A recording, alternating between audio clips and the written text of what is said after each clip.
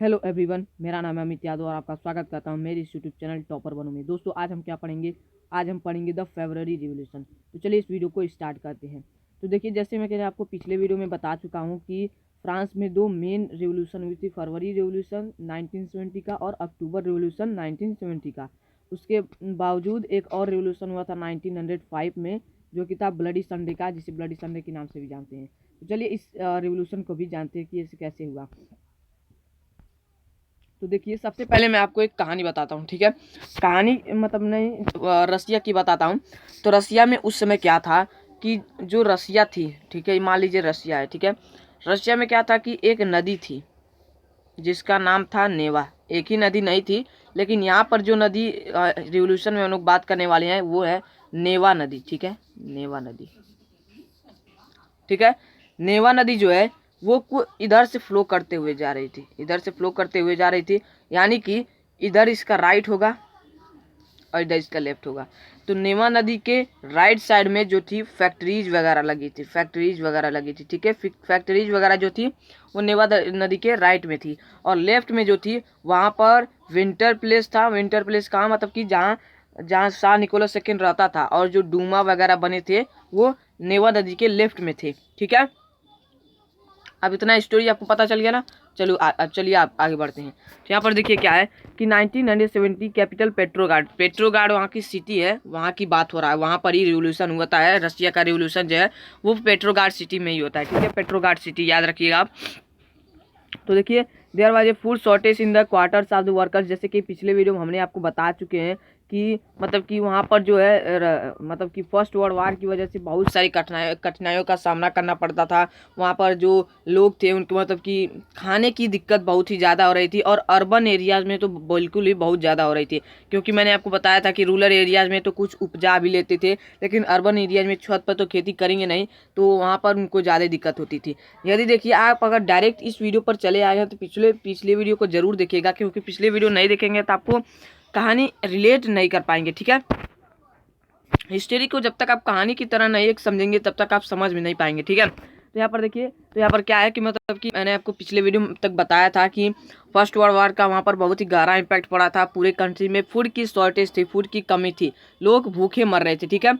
तो देखिए क्या होता है, पूरे मतलब कि जो जहाँ पर जो फैक्ट्रीज इंडस्ट्रीज वगैरह थी, तो वहाँ पर जो मतलब कि जनता रहती थी, जो वर्कर्स रहते थे, उन्हें खाना नहीं मिल पाता था, ठीक है।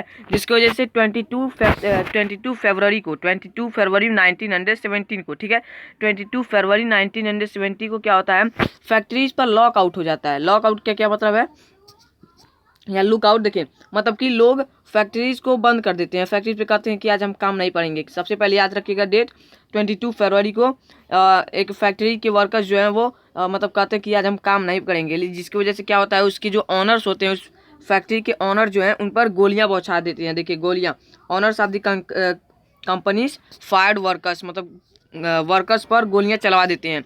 अब जब गोलियां चलवाते हैं, जिसकी वजह से 50 और दूसरे फैक्ट्रीज के वर्कर्स जो हैं उन्हें ज्वाइन करते हैं, ठीक है। किन्हें ज्वाइन करते हैं, जो वर्कर्स जो हैं वो धरना पर दिए थे कि आज हम काम नहीं करेंगे। एक तो देखिए वो क्यों नहीं काम करना चाहते थे, क्योंकि उन्हें खाने की समस्या थी। एक तो इतना 15-15 घंटे काम करवाते थे, उसके बाद से खाने का सही से प्रबंध नहीं करते थे, और उसके बावजूद वेतन तो कम देते ही थे, ठीक है। तो इसकी वजह से वो कहते हैं कि आज हम काम नहीं करेंगे, जिसकी वजह से जो कंपनीज के ओनर्स हैं वो उन पर गोलियां चलवा देते हैं। और जब गोलियां चलवाते हैं तो दूसरे फैक्ट्रीज के जो वर्कर्स हैं वो भी उन पर भड़क जाते हैं। मतलब कि वो कहते हैं कि एक तो सही से हमें वेतन नहीं देते हैं, खाना नहीं देते हैं, और उस पर से आवाज़ उठाओ तो गोलियां चलवाने लगते हैं, जिसकी वजह से वो लोग भी उनके खिलाफ हो जाते हैं, ठीक है। Women's also led the participation, यहाँ पर देखिए पार्टिसिपेशन है, टी यहाँ पर रहेगा। तो देखिए women's also led the participation in strike, this come to be called the international women's day. तो देखिए जो वुमेन्स थी वो 22 फरवरी को जो है वुमेन्स एक बहुत ही बड़ा रोल निभाई थी। जैसे मैंने आपको पिछले वीडियो तक बता चुका हूँ कि जो रसिया की सोसाइटी थी वहाँ पर वुमेन्स भी काम किया करती थी वर्कर्स की तरह, लेकिन उनको वेजेस कम दिया जाता था, फिर भी वो काम करती थी, ठीक है। तो यहाँ पर क्या है कि मतलब 22 फरवरी को वुमेन्स जो हैं वो बहुत ही बड़ी स्ट्राइक करती हैं। हर मतलब कि फैक्ट्रीज के वुमेन्स वर्कर्स जो हैं वो मतलब कि हर पार्टिसिपेट करती हैं इस स्ट्राइक में। And this come to call the international women's day. और इसी के दिन 22 फरवरी के दिन ही वुमेंस इंटरनेशनल वुमेन डे के नाम से मनाया जाता है। ठीक है, अब आप सोच रहे होंगे कि जो वुमेंस जो इंटरनेशनल वुमेंस डे है वो दूसरे दिन मनाया जाता है। आज के कैलेंडर के हिसाब से आज के समय में अगर आप देखेंगे कि वुमेंस डे किस दिन है, इंटरनेशनल वुमेंस डे है, तो वो 22 फरवरी को नहीं है, वो और मार्च में चला गया है। ठीक है, मार्च में चला गया है। ठीक है, तो यहाँ पर आखिर इसका क्या था, तो मतलब कि ये उस समय जो रसिया के लोग थे वो जूलियन कैलेंडर इस्तेमाल करते थे, जिसकी वजह से। ठीक है, तो यहाँ पर देखिए सबसे पहले एक बार मैं फिर से आपको कहानी बता देता हूँ। 22 फरवरी फैक्ट्री में लॉकआउट होता है। वुमेंस बहुत ही बड़ी स्ट्राइक करती हैं, वुमेंस उनकी सपोर्ट करती हैं और उसे इंटरनेशनल वुमेंस डे के नाम से जाना जाता है। जूलियन कैलेंडर के हिसाब से 22 फरवरी है। ठीक है, तो इतना क्लियर है। Demonstrating workers reach centre of the capital. अब देखिए क्या होता है कि जो ये मतलब कि जो वर्कर्स हैं, ठीक है, वर्कर्स जो हैं वो मैंने आपको बताया कि जैसे मैंने आपको बताया कि ये जो नेवा नदी थी, ठीक है, नेवा नदी थी, इसके राइट में फैक्ट्रीज वगैरह थी। ठीक है, फैक्ट्रीज वगैरह ये फैक्ट्रीज हैं। ठीक है, और इसके लेफ्ट में राजा का महल वगैरह और डूमा वगैरह थे। तो जो वर्कर्स हैं वो यहाँ पर फैक्ट्रीज में लॉकआउट करते हैं, बंद करते हैं और नदी पार करके यहाँ पर चले आते हैं। ठीक है, अब यहाँ पर आ गए हैं, महलों पे आ गए हैं, मतलब कि कैपिटल में आ गए हैं। कैपिटल में पहुँच जाते हैं। जहाँ पर जब वो कैपिटल में पहुँचते हैं तो कर्फ्यू गवर्नमेंट नेवेस्की प्रॉस्पेक्ट एक नाम है, जगह का नाम है नेवेस्की प्रॉस्पेक्ट, एक जगह है रसिया में, जहाँ पर जब वर्कर्स पहुँचते हैं स्ट्राइक करते हुए तो जो गवर्नमेंट थी वहाँ की, मतलब कि सान निकोलस सेकंड जो है वो कर्फ्यू लगा देता है। कर्फ्यू आपको समझ रहे हैं ना कि अभी आप कोरोना से होकर गुजरे हैं, तो कर्फ्यू आपको पता ही होगा कि कर्फ्यू क्या है। ये मुझे आपको बताने की ज़रूरत नहीं है कि कर्फ्यू होता क्या है। ठीक है, पुलिस एंड कैवलरी वाल कार्ड आउट द वर्कर्स। अब देखिए यहाँ पर जब ये कर्फ्यू लगाते हैं तो वर्कर्स तभी जाते नहीं हैं, जिसकी वजह से पुलिस और कैवलरी जो थी वो मतलब कि वो वर्कर्स को मार कर वहाँ से भगा देती है। ठीक है, खदेड़ देती है कह सकते हैं, उन पर लाठी चार्ज करने लगती है और उन्हें भगा देती है।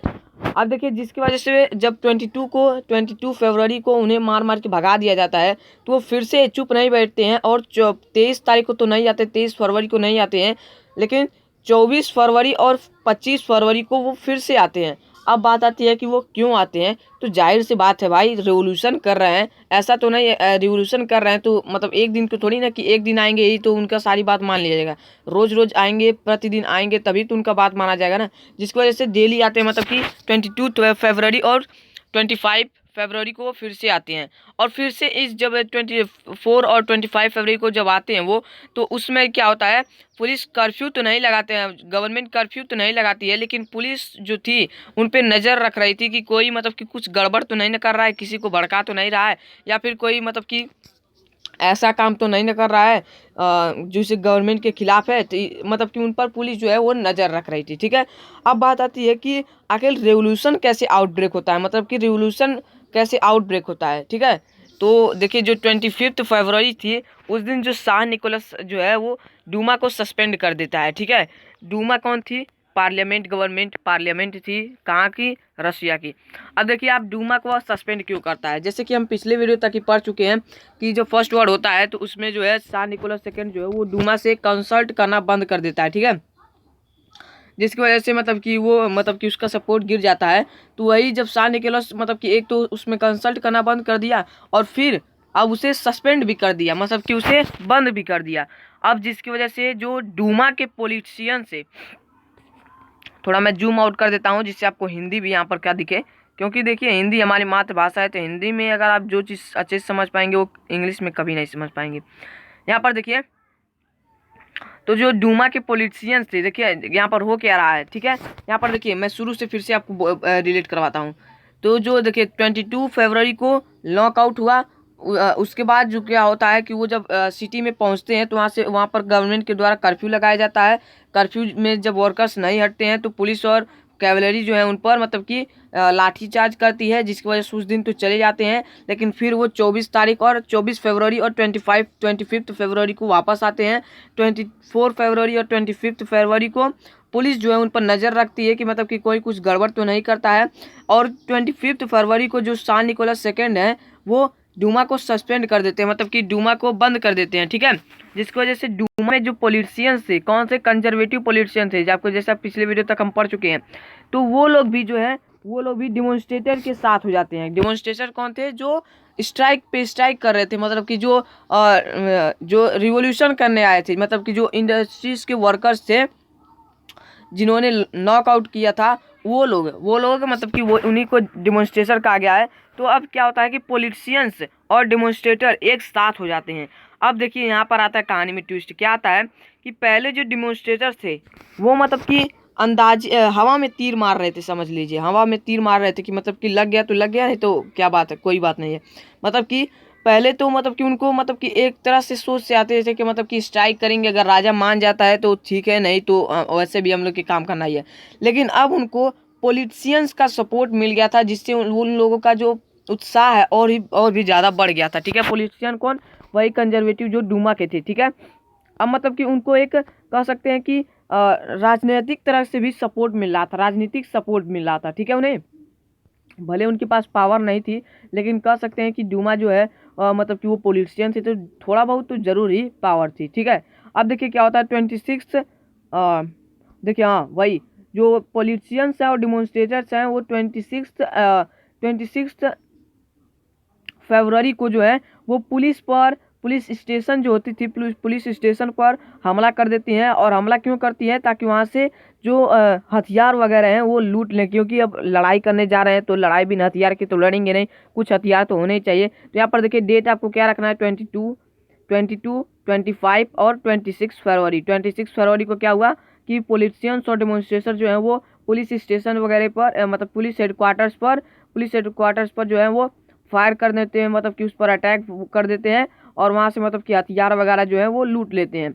अब देखिए 27 फरवरी को क्या होता है, यहाँ पर देखिए रिवोल्यूशन करने आ रहे हैं डिमॉन्स्ट्रेशन, लेकिन फिर नहीं कुछ बन रहा है तो वो फिर लौट जा रहे हैं और फिर अगले दिन आ रहे हैं, ठीक है। तो 27 को फिर से वो आते हैं और इस दिन क्या होता है, इस दिन जब प्रोटेस्ट बहुत ही ज़्यादा बढ़ जाता है और प्रोटेस्ट किस चीज़ का बढ़ता है? Protest for bread, wages, better hours and democracy. मतलब कि जो डिमॉन्स्ट्रेटर्स थे वो मतलब कि वो क्या चाहते थे, उनकी सबसे बड़ी मांग तो थी कि उन्हें सबसे पहले ब्रेड दिया जाए और वेजेस दिया जाए और बेटर आवर्स दिया जाए। और जो डेमोक्रेसी की मांग थी वो पॉलिटिशियंस की थी, ठीक है। जब मतलब कि डिमांड बहुत ही जब जो प्रोटेस्ट है वो बहुत ही ज़्यादा बढ़ जाता है, जिसकी वजह से शाह निकोलस सेकंड जो वहाँ के गवर्नमेंट थे वो क्या कहते हैं, अपने आर्मी को कहते हैं कि इन्हें कंट्रोल करे। अब आर्मी यहाँ पर क्या करती है, यहाँ पर आर्मी जो है वो साफ साफ मना कर देती है कि हम तुम्हारा साथ नहीं देंगे। किसका साथ नहीं देंगे? शाह निकोलस सेकंड का, जिसकी वजह से शाह निकोलस सेकंड जो है वो अकेला पड़ जाता है। अब यहाँ पर देखिए कहानी क्या चीज़ है, ठीक है। तो यहाँ पर देखिए क्या हो रहा है कि जो डिमॉन्स्ट्रेटर है, मतलब कि इंडस्ट्रीज के वर्कर्स जो हैं वो लुक आउट करते हैं। कब? 22 फरवरी को। क्यों करते हैं? क्योंकि पूरे सिटी में जो है वो फूड की शॉर्टेज थी, फूड की कमी थी, और एक तो बहुत देर तक काम करना पड़ता था, खाना पीना मिलता नहीं था, वेजेस भी कम दिए जाते थे, जिसकी वजह से वो स्ट्राइक बोल देते हैं। और जब वो सिटीज़ में आते हैं तो वहाँ पर पुलिस उन पर अटैक कर देती है और कर्फ्यू गवर्नमेंट लगा देती है, जिसकी वजह से उस दिन तो चले जाते हैं। लेकिन 24 फरवरी और 25 फरवरी के फिर से आते हैं। 25 फरवरी को शाह निकोलस सेकंड जो है वो डूमा को सस्पेंड कर देता है, जिसकी वजह से डूमा में जो पॉलिटिशियंस है, कंजर्वेटिव पॉलिटिशियंस है, वो भी डिमॉन्स्ट्रेटर को सपोर्ट करने लगते हैं, उनका साथ देने लगते हैं। अब जो डिमॉन्स्ट्रेटर आए थे वो मतलब कि उनको एक राजनीतिक सपोर्ट भी मिल गया था, जिससे मतलब कि उनका जो मतलब कि एक चाह जो था वो और भी प्रबल हो गया था कि अब तो हम जीत हासिल करके ही रहेंगे। फिर क्या होता है कि 26 फरवरी को वो लोग पुलिस हेडक्वार्टर्स पे हमला बोल देते हैं और वहाँ से हथियार वगैरह लूट लेते हैं। और 27 फरवरी को क्या होता है कि जब वहाँ पर प्रोटेस्ट करते हुए जब राजा के मतलब कि महल के आगे पहुँचते हैं, तो जब राजा जो है वो अपने सैनिकों को कहता है कि इन्हें कंट्रोल करो, तो इस बार कोई भी प्रोटेस्ट नहीं होता है। मतलब कि जो सैनिक है वो साफ साफ इनकार कर देते हैं कि हम प्रोटेस्ट नहीं करेंगे, ठीक है। अब देखिए इसे ही म्यूटनी कहा गया। म्यूटनी का क्या मतलब होता है? जब प्रोटेस्ट हो ही ना, ठीक है, प्रोटेस्ट हो ही ना, ठीक है। इसे ही म्यूटनी कहा गया। आर्मी के द्वारा जब कोई प्रोटेस्ट ना हो तो वही म्यूटनी कहा गया, ठीक है। The cavalry the soldier joined the workers. अब देखिए यहाँ पर भी क्या आता है कि जो राजा के खुद के सैनिक थे, राजा के खुद के सैनिक थे, वो भी अब वर्कर्स को सपोर्ट करने लगे। अब आप सोच रहे होंगे कि मानते हैं कि पॉलिटिशियन जो है उनके साथ अन्याय हुआ, कि मतलब कि उनके जो डूमा था जिसमें वो काम कर रहे थे उसे क्लोज कर दिया गया, जिसकी वजह से वो वर्कर्स का साथ दिए। लेकिन आखिर ये सैनिकों के क्या हुआ कि वर्कर्स का साथ देने लगे, ये कुछ समझ में नहीं आ गया। तो उसका मैं रीज़न देता हूँ। तो जो फर्स्ट वर्ल्ड वार था उस समय मतलब कि जो सैनिक थे, राजा के सैनिक थे, वो लोग ये देख रहे थे कि मतलब कि जो राजा है केवल उन्हीं के बल पे लड़ रहा है, मतलब कि उनसे राजा से कुछ नहीं बनता था, अपने सैनिकों से ही जो करवाता था वो करवाता था। तो इसकी वजह से और सैनिकों में भी भावना थी कि आखिर इन लोगों के साथ गलत तो हो ही रहा है, जिसकी वजह से सैनिक भी है जो है वो वर्कर्स के साथ हो जाते हैं। और वो सैनिक भी क्या चाहते थे कि डेमोक्रेटिक गवर्नमेंट होनी चाहिए, जिसकी वजह से जो उनके खुद के सिपाही थे वो भी वर्कर्स का साथ देने लगते हैं। अब देखिए एक नया ग्रुप बनता है। नया ग्रुप क्या बनता है? पेट्रोगार्ड सोवियत। अब देखिए पेट्रोगार्ड क्या, सोवियत का क्या मतलब है? तो पेट्रोगार्ड जो वो सिटी था, जैसे मैंने आपको बताया कि पेट्रोगार्ड सिटी था, वो पूरा सिटी पेट्रोगार्ड था। तो पेट्रोगार्ड सिटी था, सिटी में रिवोल्यूशन हुआ और वहाँ पर मतलब कि ग्रुप बना, जिसकी वजह से इसका नाम पेट्रोगार्ड, उस सिटीज के नाम से ही पेट्रोगार्ड रखा गया। और सोवियत मतलब होता है ग्रुप, ठीक है। अब देखिए जो पेट्रोगार्ड सोवियत है वो प्रोविंशियल गवर्नमेंट बनाती है। प्रोविंशियल गवर्नमेंट कब बनाती है? जब राजा को हटा देती है। अब राजा कब हटता है? 2 मार्च को। यहाँ पर देखिए शाह Nicholas second abdicated on 2 March. अभी आपको ये डेट याद रखना है। 1 मार्क्स में आपको क्वेश्चन आ सकता है कि when was shah Nicholas second abdicated by the Petrograd Soviet or provincial government. ये क्वेश्चन इस तरह से आ सकता है। तो आपको याद रखा है कि 2 मार्च कब आई थी? 1970 में। 2 मार्च 1917 में राजा जो वहाँ का था उन्हें उसके पोजीशन से हटा दिया जाता है। कौन हटाता है? राजा के खुद के सैनिक, मतलब वो खुद जाकर कहते हैं कि अब आपसे कुछ बनेगा वगैरह नहीं, सब लोग आपके खिलाफ हैं, आप खुद ही अपना पोजीशन हटा दीजिए, छोड़ दीजिए, वरना सब लोग आपको जबरदस्ती छोड़वा देंगे, ठीक है। जिसकी वजह से सार को वहाँ पर उसका पावर ले लिया जाता है और उसे हटा दिया जाता है। अब देखिए जो प्रोविंशियल गवर्नमेंट बनती है, कौन बनाता है? पेट्रोगार्ड सोवियत जो बनाती है। तो वो मतलब कि making constitution right to vote, मतलब कि देखिए प्रोविंशियल गवर्नमेंट जो है वो क्या करती है कि कॉन्स्टिट्यूशन बनाने का इजाज़त देती है और सबको वोट देने का अधिकार दे देता है, ठीक है।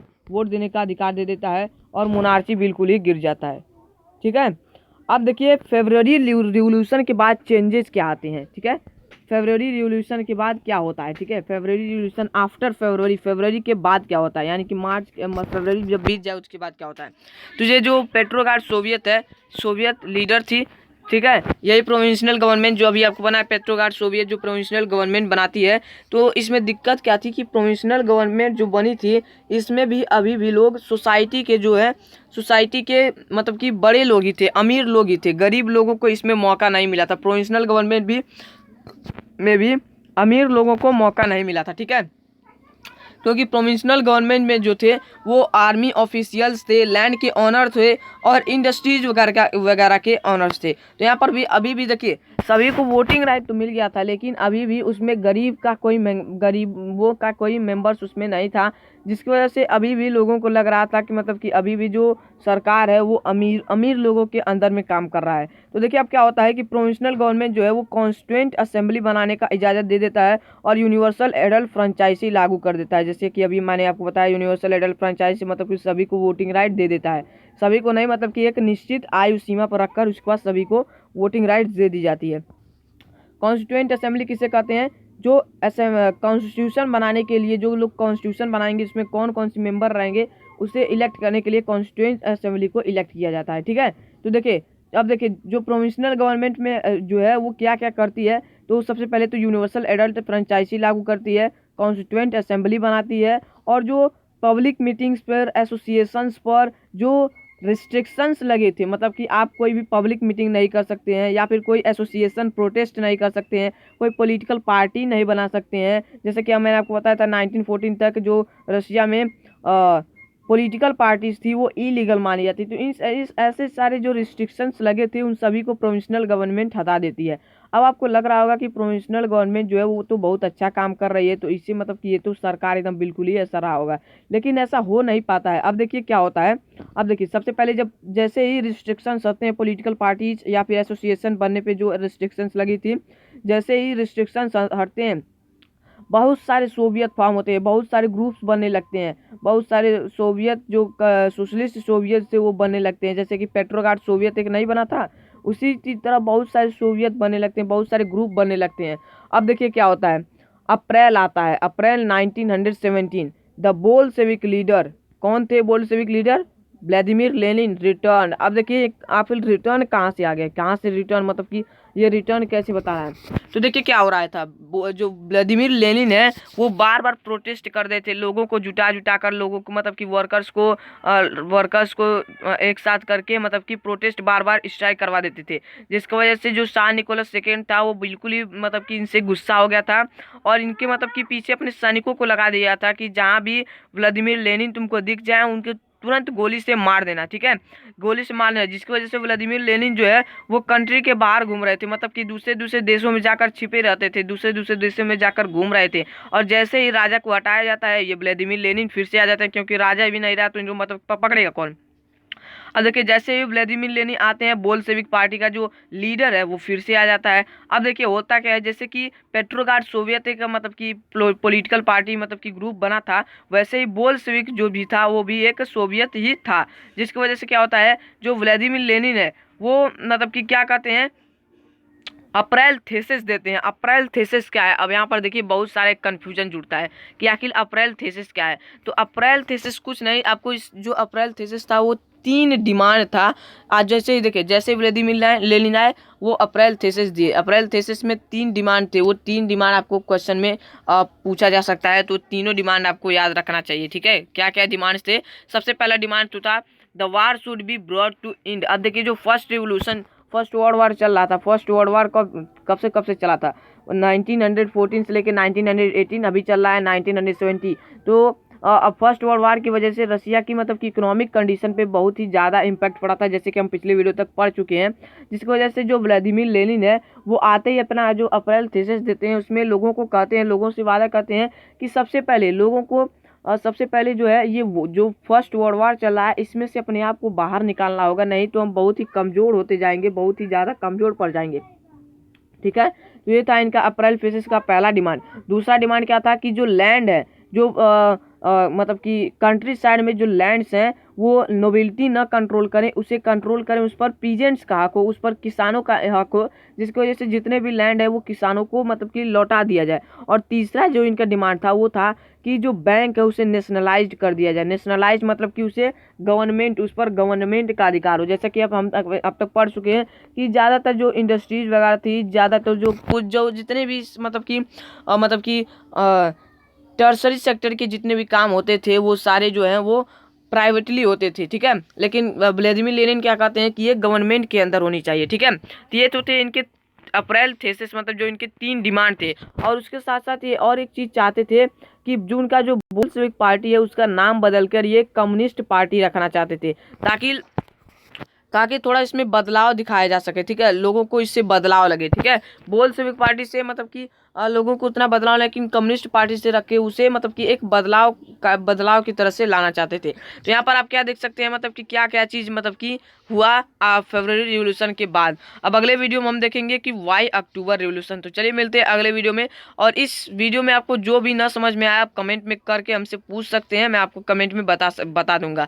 और या फिर आप चाहते हैं तो मैं एक लाइव सेशन भी रख लूँगा, अगर आप कमेंट करेंगे तो मैं एक लाइव सेशन रख दूँगा, और उससे जो मतलब जितने भी कन्फ्यूजन्स होंगे, आपके डाउट्स होंगे वो आप उसमें पूछ सकते हैं। और एक चीज़, डाउट्स मतलब कि इस चैप्टर में बहुत से सारे ज़्यादा होंगे क्योंकि ये चैप्टर ही ऐसा है, ठीक है। तो चलिए मिलते हैं अगले वीडियो में। और अगर आपको एक लाइव सेशन चाहिए तो कमेंट जरूर कीजिएगा, ठीक है। फिर उसके बाद मैं आपको टाइम बता दूंगा तो उस पर आप ज्वाइन हो जाएगा।